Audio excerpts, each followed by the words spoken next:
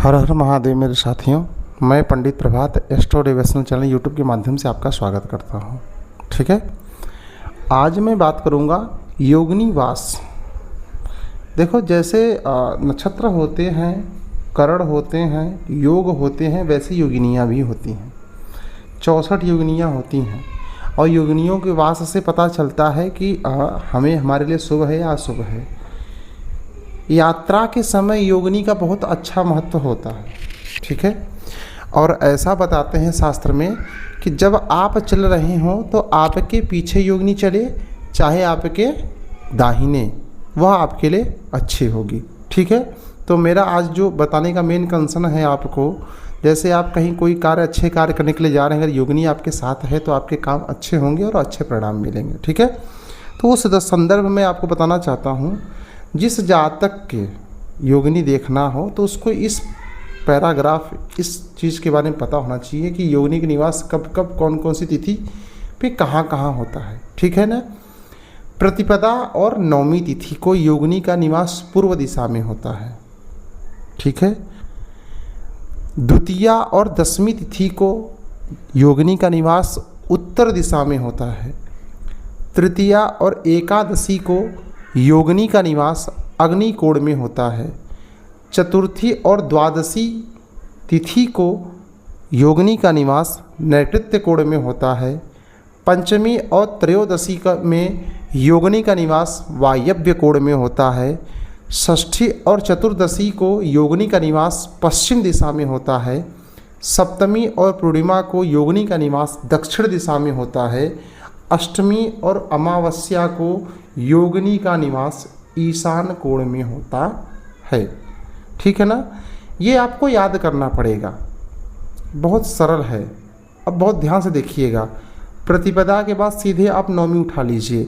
प्रतिपदा नवमी को पूर्व दिशा, द्वितीया दशमी उत्तर दिशा, तृतीया एकादशी अग्निकोण, चतुर्थी द्वादशी दक्षिण नैऋत्य कोण, पंचमी त्रयोदशी वायव्य कोण, षष्ठी चतुर्दशी पश्चिम दिशा, सप्तमी पूर्णिमा दक्षिण दिशा, अष्टमी अमावस्या ईशान कोण।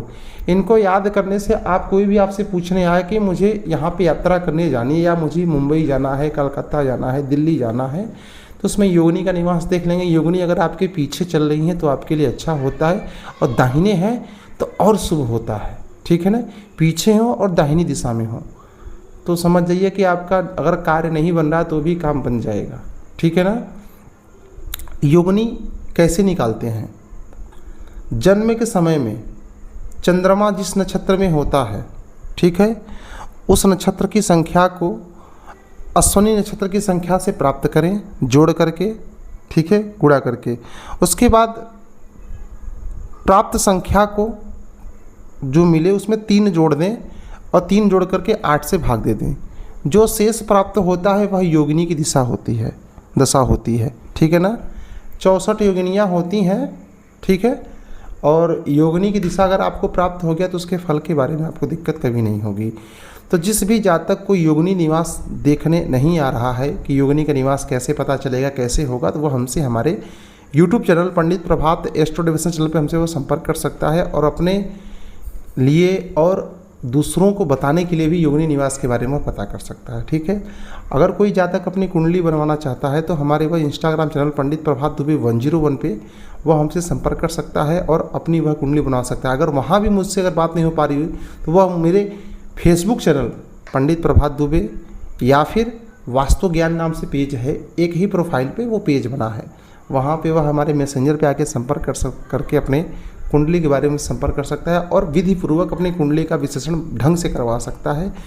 कुछ भी अगर पूछना हो, कुछ भी पूछ सकता है और कोई दिक्कत नहीं होगी। इसी के साथ मैं अपनी बात को विराम देता हूँ। कल मैं आपको एक नई वीडियो मिलूँगा। आज योगिनी वास की दिशा के बारे में आपको इतनी छोटी सी चीज़ बता दी। अगर याद कर लेंगे आप तो अपने उंगली पे आप बता सकते हैं कि किस योगिनी निवास किस दिशा में रहेगा। ठीक है, हर हर महादेव।